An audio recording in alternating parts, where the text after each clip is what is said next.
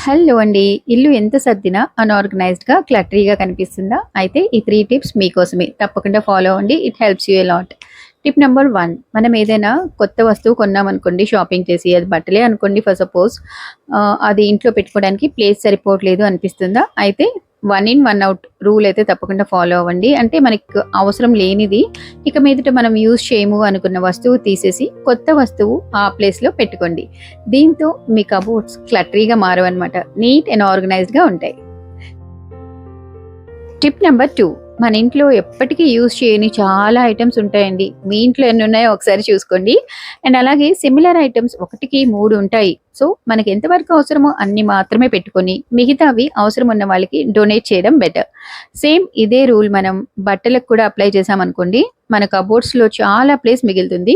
And needy పీపుల్‌కి help చేసినట్టు కూడా అనిపిస్తుంది. టిప్ నెంబర్ 3, మన ఇంట్లో చిన్న చిన్న వస్తువులు అక్కడ ఇక్కడ పెట్టేస్తే ఇల్లు చిందరవందరగా కనిపిస్తుంది కదా! సో, అవి స్టోర్ చేయడానికి మంచి ఆర్గనైజర్స్ గానీ, బాస్కెట్స్ గానీ యూజ్ చేయాలి.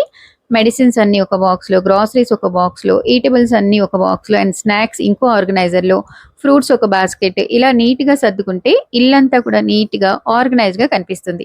ఏ వస్తువు ఎక్కడుందో కూడా ఈజీగా తెలుస్తుంది. Neat home, happy home. Video కొంచెమైనా హెల్ప్ అయింది అనుకుంటే ఒక్క లైక్ ఇవ్వండి ఫ్రెండ్స్. అలాగే ఇలాంటి మరిన్ని వీడియోస్ కోసం ఛానెల్‌ని సబ్స్క్రైబ్ చేసుకోండి. బాయ్.